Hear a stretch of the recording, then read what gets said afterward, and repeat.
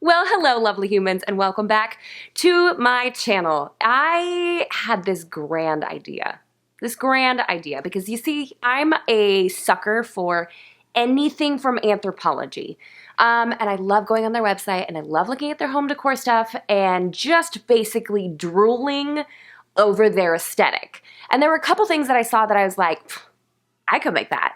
I could totally make that. It didn't exactly go to plan. For some of these things, I just realized, wait, yeah, we want to make sure this is well displayed. Yeah. And sometimes I watch DIY videos and I think, are all of their DIYs like super successful? Like the Sorry Girls, they are masters at DIY. And I'd like to think that I am too, until today. So I went on Anthropologie's website and pulled 3 different ideas of things that I felt like I could recreate with the things that I have at home right now. So that was my limitation, is I had to pick things that we already had around the house, and I couldn't go out and pick up anything new. Some of them were successful, and some of them were not. But the good news is we stayed committed to the cause. We finished the projects, even though at least one of these 3 is going in the trash. And the 3 things I picked out are obviously, items that I already had at home, but they're things that I really wanted and I thought were really cool, but I could never justify the price tag. You know what I mean? And it's that quintessential DIY spirit where you go, I could do that. I could totally pull that off. So the first thing that I picked out was this cloche. I really liked it because it has this vaguely kind of weird scientific feel to it, and I knew that I already had an IKEA cloche sitting around that was totally empty that I could have some fun with. The second thing I picked out was this really beautiful long charcuterie board. Again, could never justify spending that amount on a piece of wood with a couple of handles on it, but I knew that I had some products around the house that I could manage making it on my own. The third was this lamp. For $100 and something, I think it's $158, I could never imagine spending that on a table lamp. I couldn't. Nope. So I went around the house and scrounged up a couple things that I thought would be great. Spoiler alert, it didn't go to plan. But the good news is we soldiered on, we didn't quit, we're not quitters here, even though it didn't turn out great. Hopefully it'll just give you some laughs, you know what I mean? So without further ado, let's just jump right on into it. Darling, you send me. So starting off with the cloche, I have these dried seed pods that I think I got from Trader Joe's forever ago, but they're absolutely perfect. Some dried chamomile that I had lying around, and I actually trimmed off a couple pieces of my asparagus fern. Now here is that cloche from IKEA. That's perfect. Now, because I wasn't sure if this would be permanent, I grabbed a mason jar lid to attach everything to. Here is my heavy-duty double-sided tape and a hot glue gun just in case. Starting off, I wanted to measure out how long I wanted the seed pods to be, so I kept checking and rechecking to make sure that they'd be at the right height and that they wouldn't hit the top of the glass. Now, of course, with projects like this, it's always better to cut a little bit at a time than it is to make massive cuts, because you definitely don't want to make your seed pods too short. Now I use this heavy duty double-sided tape that almost has like I don't know, clay-like consistency, because I knew it'd be really hard to make these pods stand up without something a little bit more formative. I could have used a hot glue gun, but because I had this on hand, I felt like it was genius. And really and truly, it was the best product that I could be using. You could replace this with some sort of modeling clay, but something to have a firmer base to it to make sure your pods don't fall over. And of course, double checking that they weren't too high now that I've molded them into place, and one of them was. So I had to pull it out, trim off a little bit more, but the nice part about this double-sided sticky tape is it went right back into place. And as you can see here, it's not the most stable thing, but I know once I put the lid back on it, it will be just fine.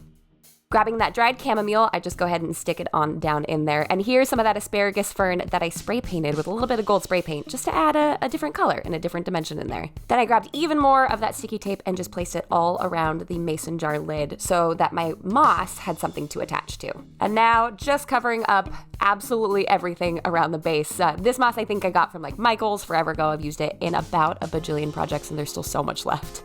I did also use a piece of that tape to hold the mason jar lid in place so it wouldn't slide around. And at this point, I'm just trying to pack it in tightly and make sure that none of the moss leaks out through the side, because then it's not as cute. And of course, giving it a once over and tucking in moss in any of the open spaces. Now for the wood charcuterie board, I had an old fence piece that I wanted to use. And instead of having it be like 36 inches long or whatever sort of length it was on Anthropologie's website, I decided to make mine a little bit shorter, and I'm clearly quite happy or pleased with myself. And then I grabbed a palm sander and then started sanding away all of the super aged patina on the wood to get the natural wood grain to shine through again. So now my husband tells me that we've been doing it with too fine of a sandpaper and I should have started with something a little bit more coarse. And it wouldn't have taken as long. Is that right? Yes. In my defense, I didn't realize you were taking it all the way down. I thought you just wanted to knock the splinters off. No.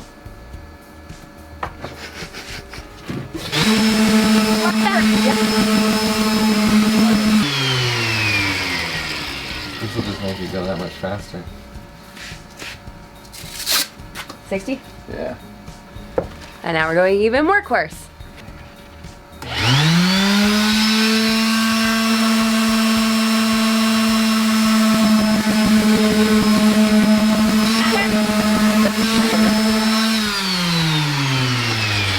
So help me if you're about to tell me that you got another grit just hanging out in there somewhere. So once the whole thing was finally sanded down after like, I don't know, 4, 5 different levels of sandpaper grit, I'm not even kidding. I grabbed my Butcher Block conditioner, which is technically food safe. So if I really, really wanted to, I could go ahead and put cheese and crackers on this and poured a little bit on there and rubbed it in with a clean cloth.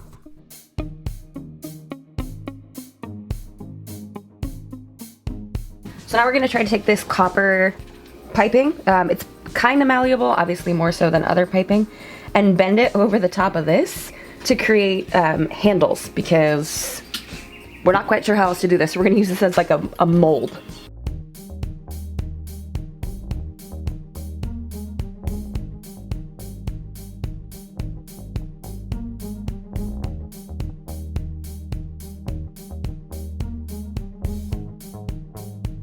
And then grabbed a regular bit. I don't know, this probably has a name, but of course you know that I don't know the name of it, but my husband would be more than happy to correct me.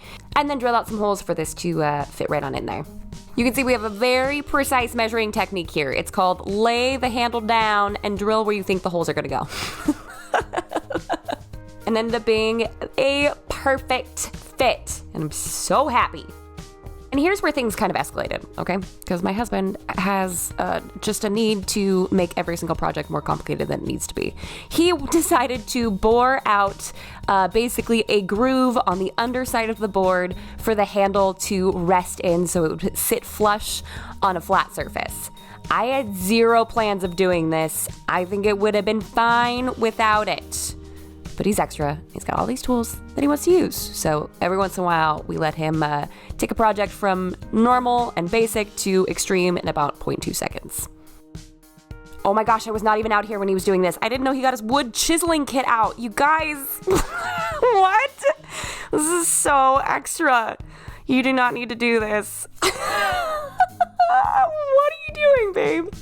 But I guess we'll give him a little bit of credit because it was a pretty darn good idea. And look, the handle sits perfectly flat right inside the board. So I'm not saying he was right, but I'm also saying it wasn't a terrible idea. And then repeated the steps for the opposite side. Now, on this side, he did not drill the holes as far apart, and the handle ended up getting a little bit more pinched, but it's fine. I'm fine. Everything's fine.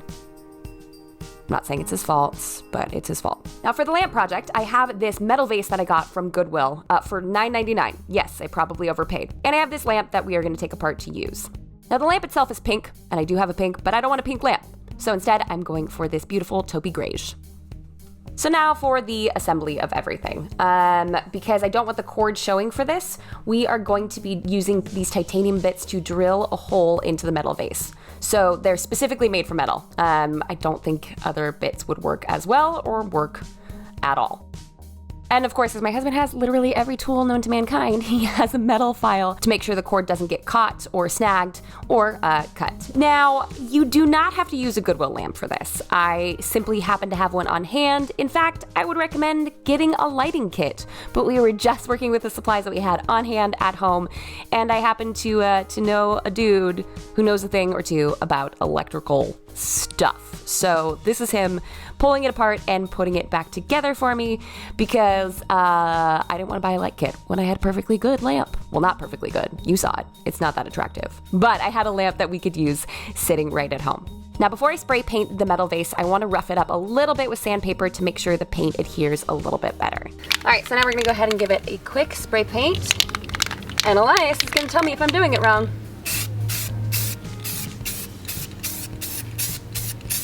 Good enough. Your goal is to start spraying when you're not pointing at it. Okay, gotcha. And then keep it equal distance. Now in total, I think it took about 3 coats to make sure it was all evenly applied. Okay, so for this lamp, let's see, there's a bunch of triangles. And they're all kind of different shapes and sizes, but they all seem to kind of be in lines. So in order to achieve that look, I have a super old, super gross makeup sponge that I'm going to cut into the shape of a triangle, perhaps a couple different sizes of triangles. And then I've just got some regular old craft acrylic paint and a little bowl to pour it into. So let's see how this goes. Why does this make me nervous? It's not like I'm gonna use this ever again.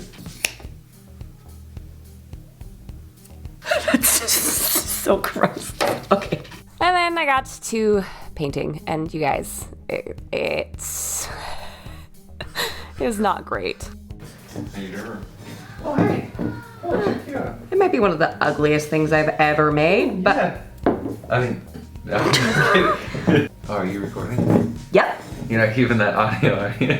I might now. Or leave it like that. This is awful. This is really, really, really bad. I think it looks quite nice. This is really bad. It looks like a freaking jack-o'-lantern. It's a rustic design. But regardless, I persisted and hated every single moment of it. Please don't do this. Please don't do this at all. This is so bad. But we kept it in because why not? Why not laugh and enjoy this glorious content? That's so ugly. That's so ugly. I mean, we're gonna finish the DIY and I'm just gonna roast myself. It's okay. All right, next up, we are getting rid of the little clip or the turn on, turn off thing, because let's be honest, at this point, this is turn on, turn off thing. A switch?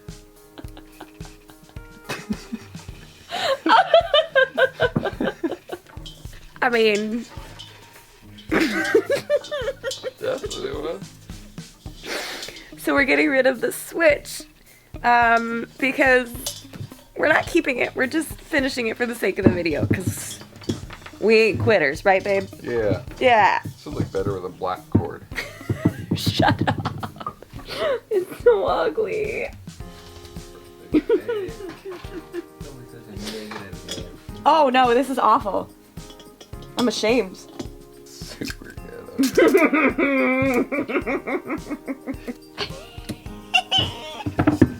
So it was about at this point in time when we realized that this was not made for a standard light bulb.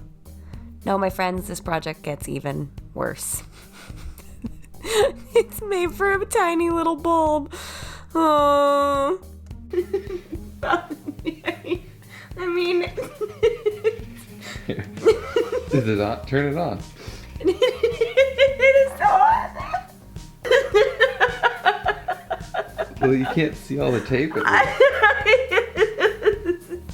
This is so bad. It actually looks nice. No, it doesn't. Not to mention that lampshade is not the right size. It's not the right shape. I just... Okay. I feel great. So, you know, if you just want DIY tutorials, you know where to go. Oh, man. So there you have it, guys. Some successful, some not. We were jokingly calling it the good, the bad, and the ugly. And I'll let you decide which one you think is which. It's pretty obvious for me which one the clear winner for ugly here is. Just, that's going in the trash. It's so bad. So hopefully this gave you guys a little bit of a laugh. Hopefully it also encourages you to go around your house and see what products you might have that you can have a little bit of fun with. While there's nothing else to do right now except for stalk Anthropologie's website and try to replicate their super, super expensive things with items you have laying around the house. If you guys liked the video, be sure to give it a thumbs up down below and subscribe to this channel if you haven't already, because who knows what other DIYs I might screw up next, right? Thank you so much for watching, and I'll see you in the next one. Bye, guys! You're gonna be okay? I'm gonna be okay. I'm gonna be fine. Oh my gosh. You gonna make it? It's so bad.